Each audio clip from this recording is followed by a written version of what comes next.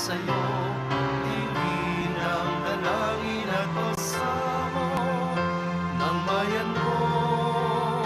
Viva poong Jesus Nazareno.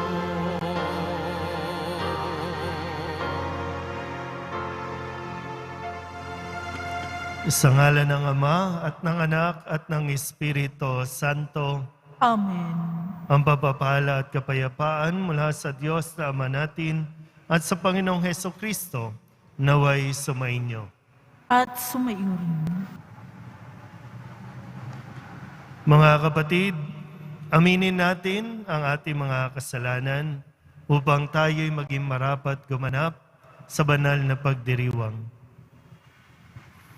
Inaamin ko sa mga pangyarihang Diyos at sa inyo mga kapatid na lubha akong nagkasala sa isip, sa salita at sa gawa at sa aking pagkukulang. Kaya isinasamo ko sa mahal na Birheng Maria, sa lahat ng mga anghel at mga banal, at sa inyo mga kapatid na ako'y panalangin sa Panginoong ating Diyos. Kawaan tayo ng mga pangyarihang Diyos, patawarin tayo sa ating mga kasalanan, at patnubayan tayo sa buhay na walang hanggan. Amen. Panginoon, kaawaan mo kami. Panginoon, kaawaan mo kami. Kristo, kaawaan mo kami. Kristo, kaawaan mo kami. Panginoon, kaawaan mo kami. Panginoon, kaawaan mo kami. Manalangin tayo. Ama naming makapangyarihan, ipagkaloob mo sa amin ang lakas upang alalayan kaming mga mahihina. Ngayong ginugunita ang kalinis-linisang ina ng Diyos at kaming idinadalangin niya'y makabangon nawa sa pagkalugmok sa kasalanan. Inilulog namin ito sa pamamagitan ni Jesucristo kasama ng Espiritu Santo magpasawalang hanggan. Amen. Magsiupo ang lahat. Pagbasa mula sa unang aklat ng mga hari. Noong panahong iyon, lumabas ng Jerusalem si Jeroboam at nasalubong niya si Ahiyas, ang propetang taga-Silo. Ito'y nag-iisa at bago ang dalang balabal. Walang ano-ano'y inalis ni Ahiyas ang kanyang balabal at pinagpunit-punit sa 12 piraso. Sabi niya kay Jeroboam, kunin mo ang 10 piraso sapagkat ganito ang ipinasasabi ng Panginoon, ang Diyos ng Israel. Hahatiin ko ang kaharian ni Solomon at ibibigay ko sa iyo ang 10 lipi. Matitira sa kanya ang 1 lipi, alang-alang kay David na aking lingkod at alang-alang sa Jerusalem, ang lungsod na aking hinirang sa lahat ng lipi ng Israel. Buhat noon hanggang ngayon, humiwalay ang 10 lipi ng Israel sa paghahari ng angkan ni David. Ang salita ng Diyos. Salamat sa Diyos. Tinig ko'y iyong pakinggan, ang sabi ng poong mahal. Tinig ko'y iyong pakinggan, ang sabi ng poong mahal. Ang Diyos ay huwag mong paglingkuran. Diyos ng ibang bansay, di dapat luhuran. Akong Panginoon, ako ang Diyos mo. Ako ang tumubos sa iyo sa Ehipto. Tinig ko'y iyong pakinggan, ang sabi ng poong mahal. Ngunit ang bayan ko'y hindi ako pansin. Di ako sinunod ng bayang Israel. Sa tigas ng puso, aking binayaan. Ang sariling gusto nila'y siyang sundan. Tinig ko'y iyong pakinggan, ang sabi ng poong mahal. Ang tangi kong hangad, sana ako'y sundin. Sundin ang utos ko ng bayang Israel. Ang kaaway nila'y aking lulupigin. Lahat ng kaaway, agad lilipulin. Tinig ko'y iyong pakinggan, ang sabi ng poong mahal. Magsitayo po ang lahat.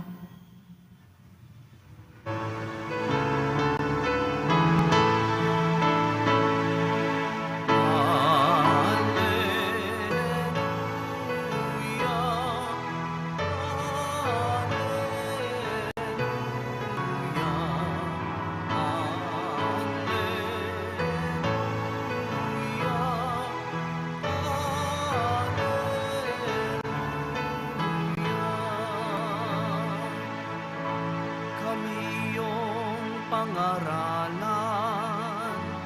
upang aming matutuhan ang salitang bumubuhay.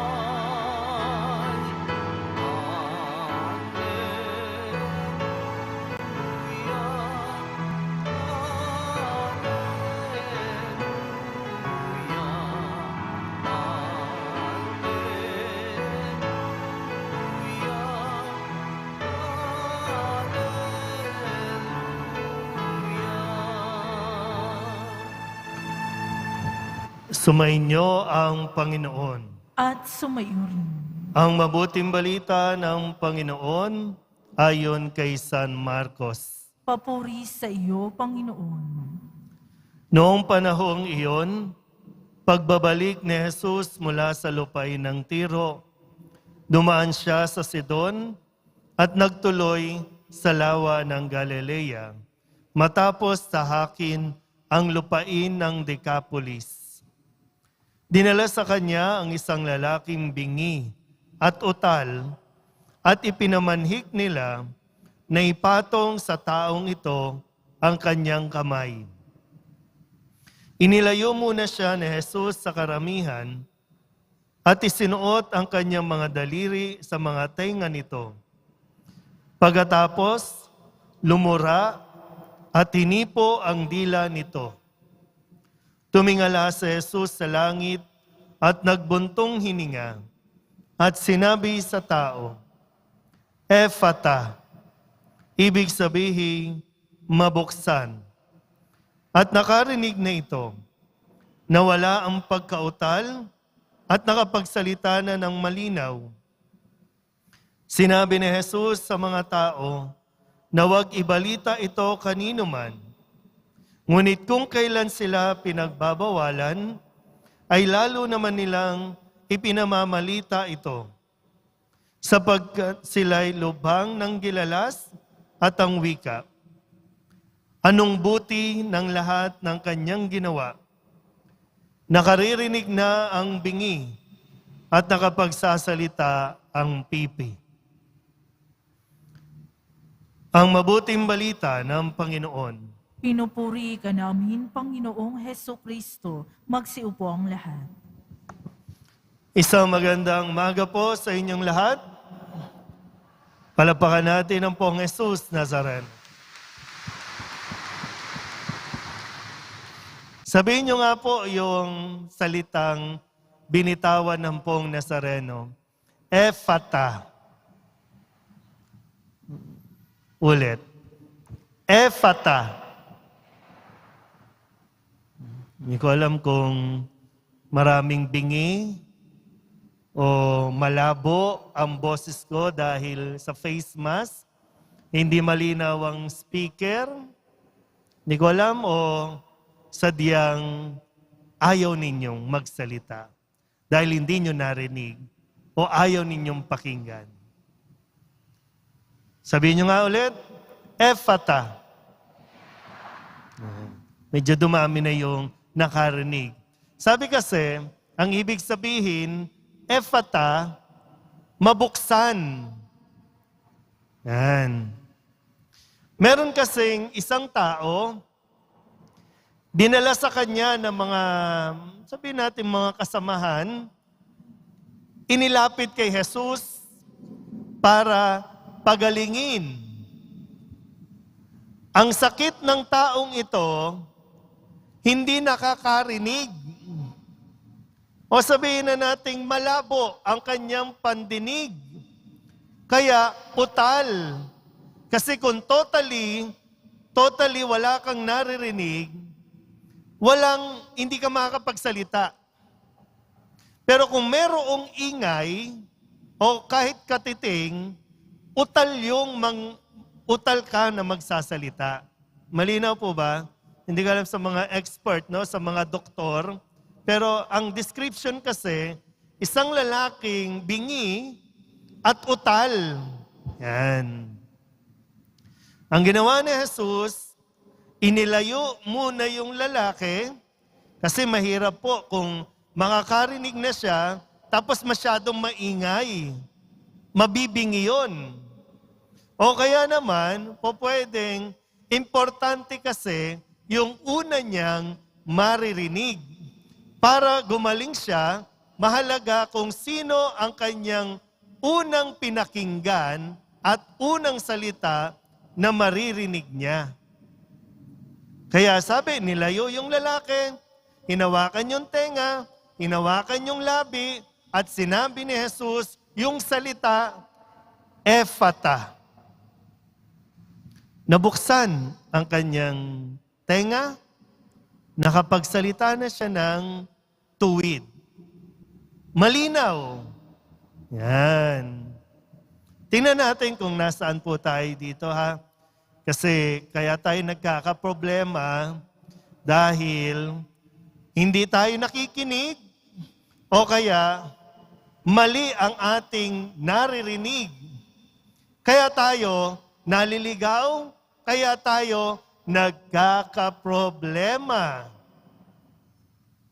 Dinadahan-dahan ko po, no? Kasi ang isang halimbawa, sa misa natin, bago tayo tumanggap ng komunyon, sasabihin ng commentator, manatili na lamang kayo sa inyong kinatatayuan o kinauupuan, ang pari, lay minister, ang mag-aabot ng komunyon para maiwasan ang pagdidikit-dikit.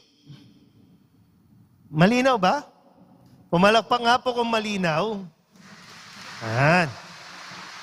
Malinaw naman. Narinig naman.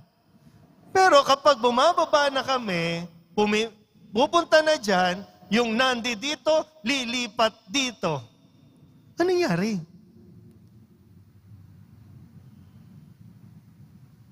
Simple lang yon, pero di ba, kung ini-apply natin sa pang-araw-araw nating pamumuhay, yung mga simpleng bagay na hindi mo pinakinggan o ayaw mong pakinggan, doon nagsimula ang problema.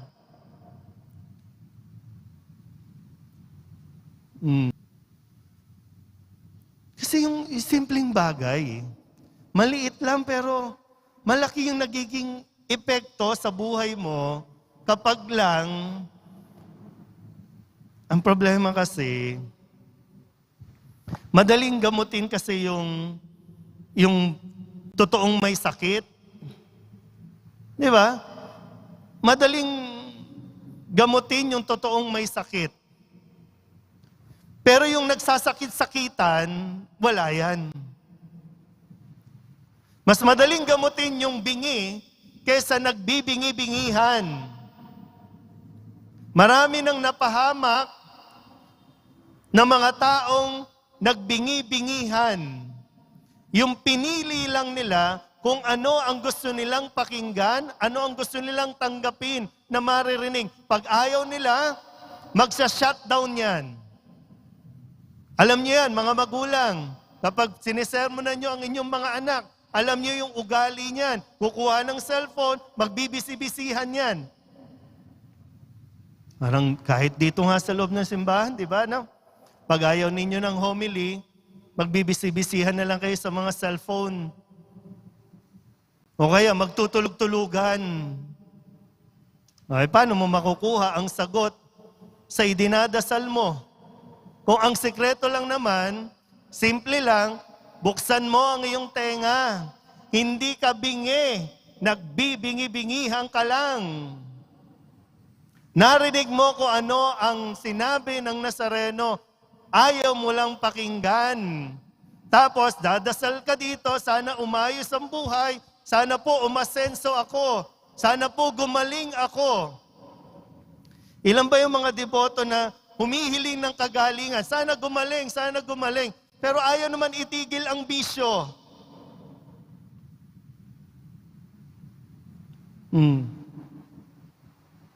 Di ba ang sabi sa Salmon Tugunan, ang tinig ko'y pakinggan. Pero, sino ba pinakikinggan mo? Yung tao. Yung iniidolo mo. Ano nangyari sa unang pagbasa? Bakit si Jeroboam na ang hari? Yung leader, bakit siya na? Si Solomon, dating na tapat, dating pinakikinggan ng Diyos. Ngayon, ang pinakinggan niya, yung mga asawa niya na sumasamba sa Diyosan. Mas pinakinggan niya yung sinasabi ng mga asawa niya, ito ang dapat natin pag-alayan. Diyos ng ganito, Diyos ng ganyan. Nawala tuloy sa kanyang pwesto. Ngayon, si Jeroboam, ganun din ang nangyayari. Ang sabi ng Diyos, huwag kang papatay. Huwag kang magnanakaw. Huwag kang makikiapid. Huwag kang maninirang puri.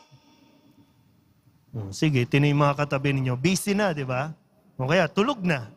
Wala na. Anong problema nyo? Sa mga mag-asawa, anong problema nyo? Di ba yung isa mayroon, yung isa may kachat, yung isa may... Sabi nga, huwag mong gawin yan. Anong problema? Wala akong pera, bumagsak yung negosyo, wala na akong ipon. Bakit? Nalulun sa sugal. Huwag mo ang gawin yan.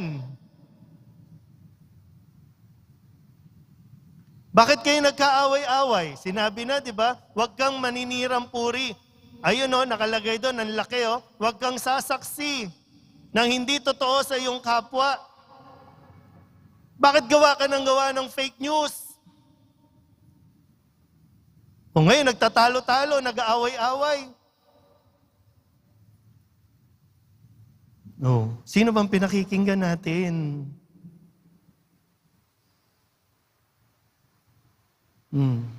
So saan nanggagaling ang problema? Kaya ang ganda rin yung sample, di ba, no? Ang sabi ni Jesus, doon sa mga nagdala, biruin mo, may dinala kay Jesus.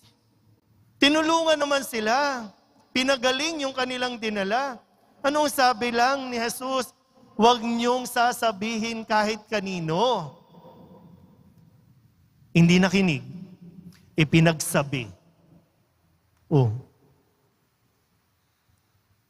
Si Jesus nakikinig. Ikaw ba nakikinig?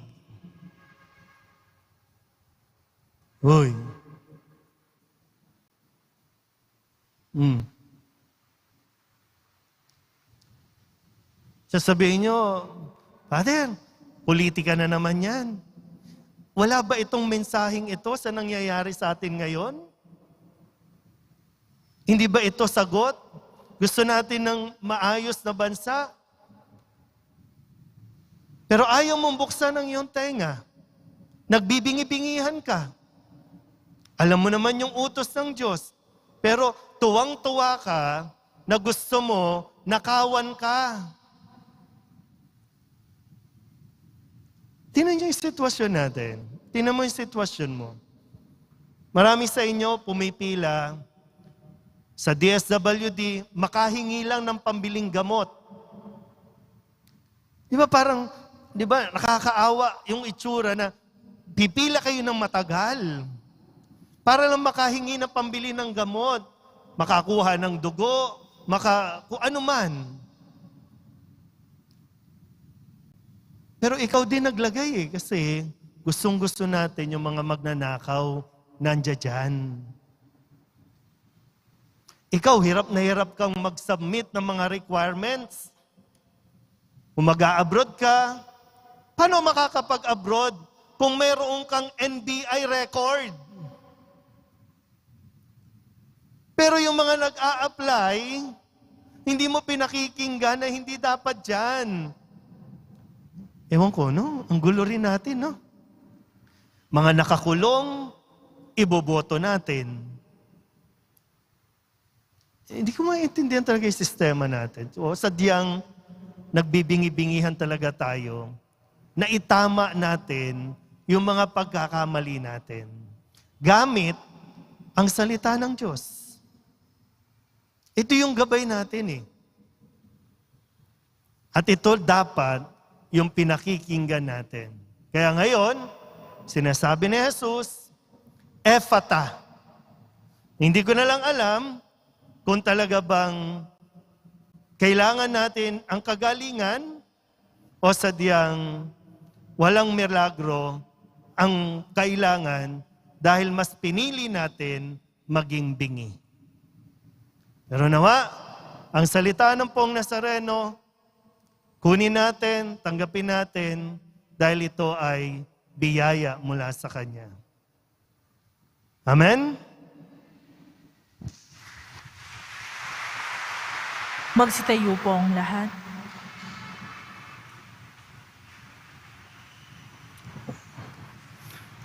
Diyos ng hiwaga, nasa tabi ka namin at nalalaman mo kung ano ang bumabagabag sa amin. Kaysa ni Maria, ang ina ng iyong anak, at amin ding ina. Ang ating pong itutugon, Panginoon, umaasa kami sa iyo. Panginoon, umaasa kami sa iyo. Ang Santo Papa, mga obispo, mga pari at mga relihiyoso, naway maging tapat sa kanilang pangako sa Diyos. Manalangin tayo. Panginoon, umaasa kami sa iyo.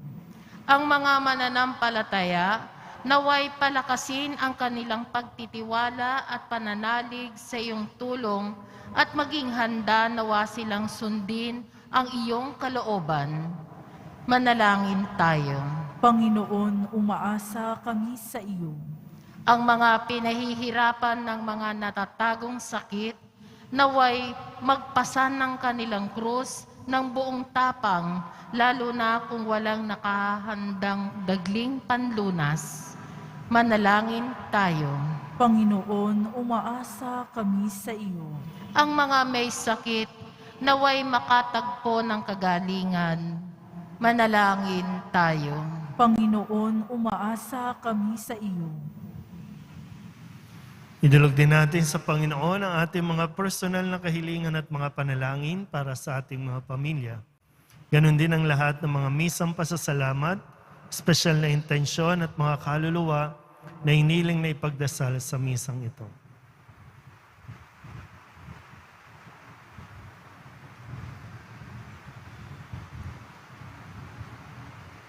Ang lahat ng ito inihiling namin sa ngalan ni Kristong aming Panginoon.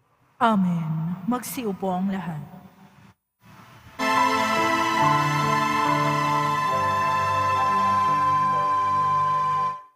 Kung Jesus Nazareno, naririto kami sa harap mo.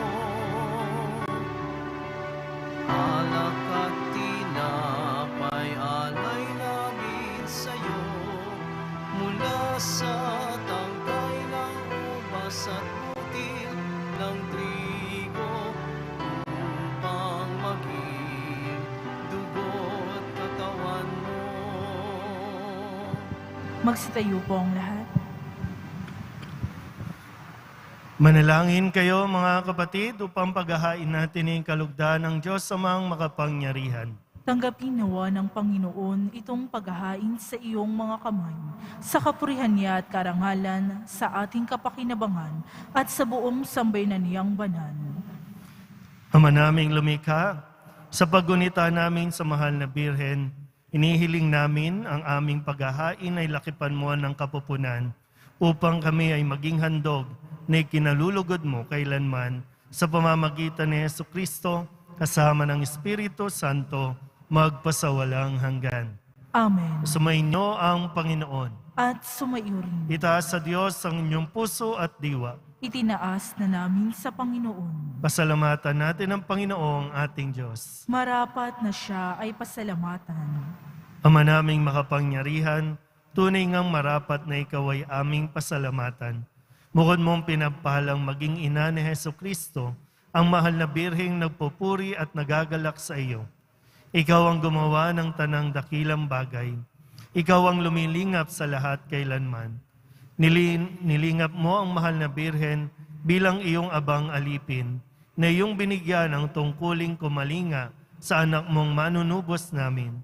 Kaya kaysa ng mga anghel ang sisiawit ng papuri sa iyo, nang walang humpay sa kalangitan, kami nagbubunyi sa iyong kadakilaan.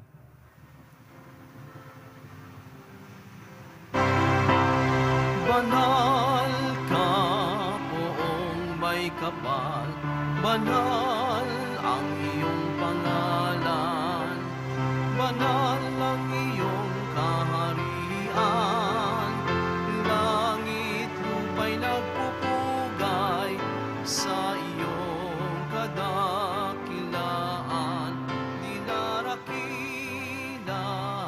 ng lahat ang naparito mong anak, na siyang nabulat sa bulan, sa pilay ay nagpalakad at nakiramay sa lahat. Magsilod po ang lahat.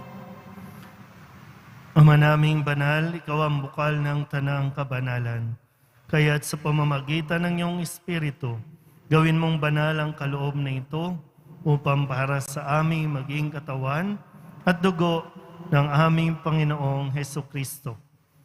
Bago niya pinagtiis ang kusang loob na maging handog, hinawakan niya ang tinapay, binasalamatan kaniya, binaghati-hati niya iyon, iniabot sa kanyang mga alagad at sinabi, "Tanggapin ninyong lahat ito at kanin. Ito ang aking katawan na ihahandog para sa inyo."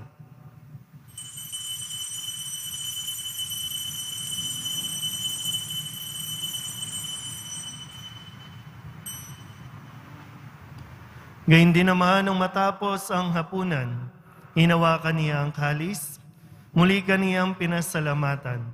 Iniabot niya ang kalis sa kanyang mga alagad at sinabi, "Tanggapin ninyong lahat ito at inumin. Ito ang kalis ng aking dugo, ng bago at walang hanggang tipan. Ang aking dugo na ibubuhos para sa inyo at para sa lahat, sa ikapagpapatawad ng mga kasalanan. Gawin ninyo ito sa pag-alaala sa akin."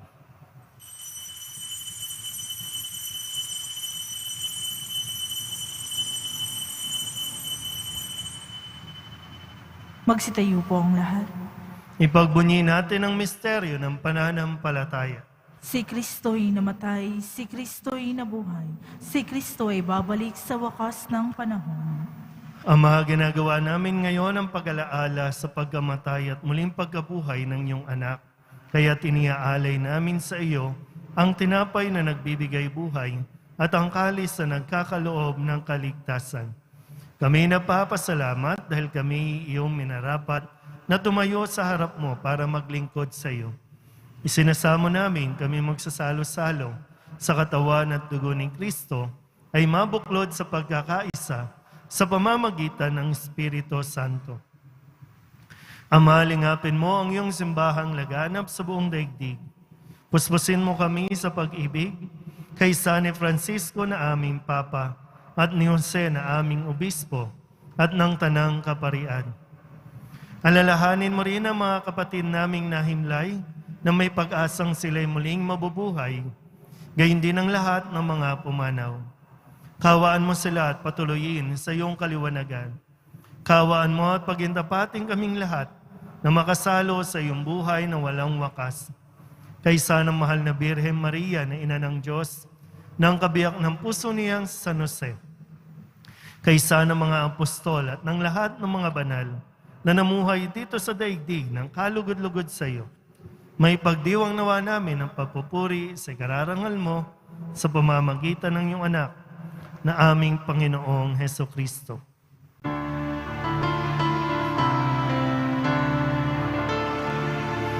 Sa pamamagitan ni Kristo, kasama niya at sa Kanya, ang lahat ng parangal at papuri ay sa iyon, Diyos Ama, makapangyarihan, kasama ng Espiritu Santo, magpasawalang hanggan. Amen, amen,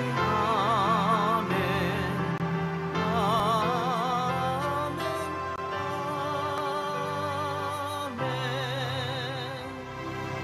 Buong kababaang loob tayong tumawag sa ating Panginoon ng Ama namin. Ama namin, Sumasalangit ka, sambahin ang ngalan mo, mapasa amin ang kaharian mo, sundin ang loob mo dito sa lupa para nang sa langit. Bigyan mo kami ngayon ng aming kakanin sa araw-araw at patawarin mo kami sa aming mga sala para ng pagpapatawad namin sa nagkakasala sa amin. At huwag mo kaming ipahintulot sa tukso at iadya mo kami sa lahat ng masama. hinihiling namin kami iadya sa lahat ng masama, pagkalooban ng kapayapaan araw-araw, iligtas sa kasalanan at ilayo sa lahat ng kapahamakan. Samantalang aming pinananabikan ang dakilang araw ng pagpapahayag ng tagapagligtas naming si Heso Kristo. Sapagkat iyo ang kaharian at ang kapangyarihan at ang kapurihan, magpakailanman. Amen. Panginoong Heso Kristo, sinabi mo sa iyong mga apostol, kapayapaan ang iniiwan ko sa inyo, aking kapayapaan ang binibigay ko sa inyo. Tunghen mo ang aming pananampalataya at huwag ang aming mga pagkakasala. Pagkalooban mo kami ng kapayapaan at pagkakaisa ayon sa iyong kalooban, kasama ng Espiritu Santo, magpasawalang hanggan. Amen. Ang kapayapaan ng Panginoon ay laging sumainyo. At sumaiyo rin. Magbigayan po tayo ng kapayapaan sa isa't isa.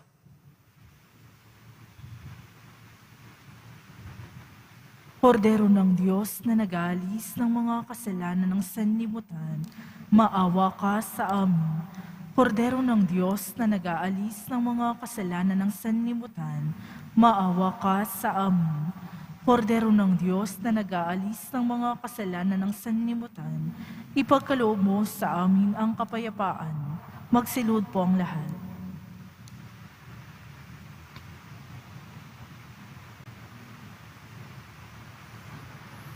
Ito ang kordero ng Diyos. Ito ang nag-aalis ng kasalanan ng sanlibutan. Mapalad ang mga inaanyahan sa kanyang piging. Panginoon, hindi ako karapat-dapat na magpatuloy sa iyo, ngunit sa isang salita mo lamang ay gagaling na ako. Katawan ni Kristo, Amen.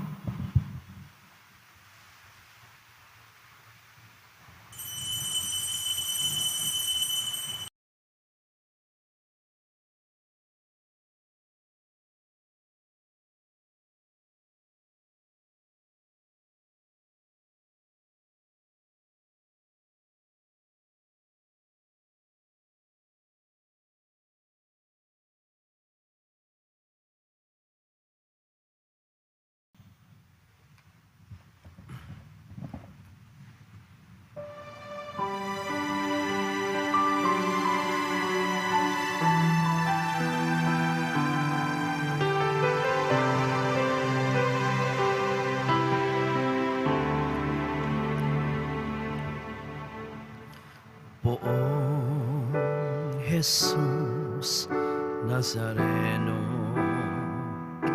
Salamat po sa pag-ibig mo. Ang buhay mo'y inialay, sa krus ay namatay, upang kami ay mabuhay. Poong Jesus Nazareno, patawad po sa mga kasalanan ko. Ang buhay ko'y iaalay, ang lahat ay ibibigay. Puso ko'y sa'yo lamang habang buhay. Poong Jesus Nazareno, kay buti mo, sa hirap at dusa ika'y kasama ko. Ang samo ko't dasal sana'y pakinggan mo, nang mapawi na mga paghihirap ko. Poong Jesus Nazareno, salamat po. Ang iyong pagmamahal ay nadarama ko, ngayon at magpakailanman, ika'y pupurihin ko. Mahal na Poong Jesus Nazareno,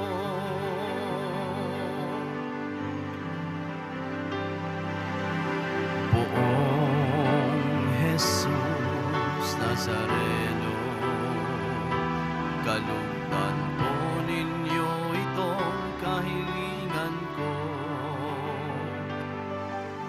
Mabuhay ng mapayapa, ilayo sa lahat ng masama. Kaawaan niyo po kami umaasa. Poong Jesus Nazareno, patnubayan niyo po nawa't gabayan ako. Iligtas sa kapahamakan at tiyak na kamatayan, huwag po ninyo kami papabayaan. Poong Jesus Nazareno, kay buti mo, sa hirap at dusa ika'y kasama ko. Ang samo ko't dasal sana'y pakinggan mo, nang mapawi na mga paghihirap ko. Poong Jesus Nazareno, salamat po. Ang iyong pagmamahal ay nadarama ko, ngayon at magpakailanman, ika'y pupurihin ko. Mahal na Poong Jesus Nazareno,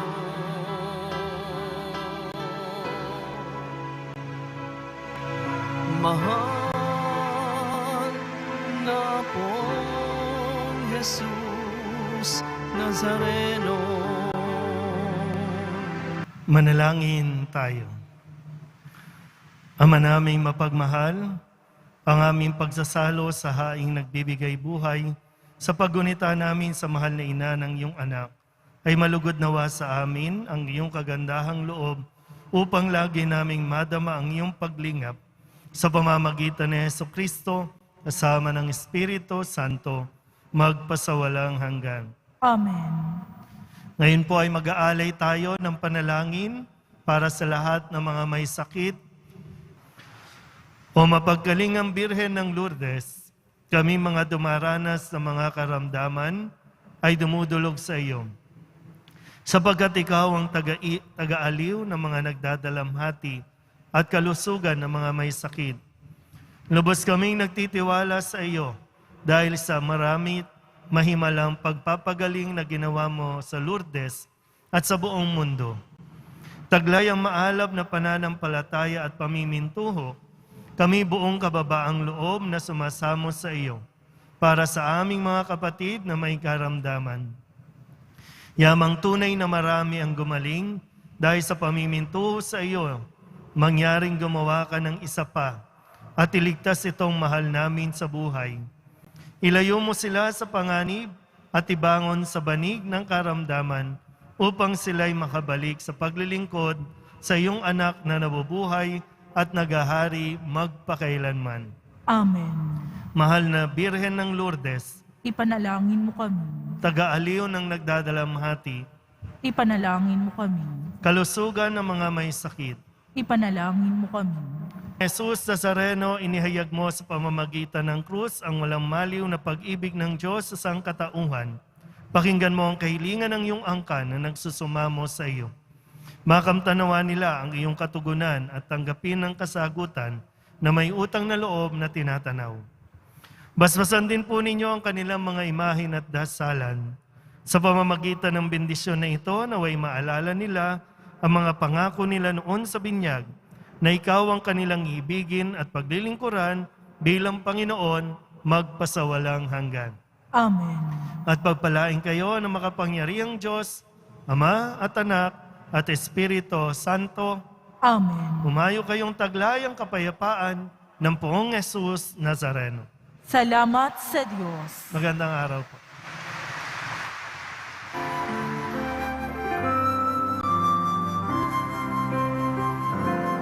Nuestro Padre Jesús Nazareno, sinasamba ka namin. Pinipinto mo ka namin, aral mo ang aming buhay at kaligtasan. Nuestro Padre Jesús Nazareno, iligtas mo kami sa kasalanan. Ang krus mo kinamatayan ay sagisag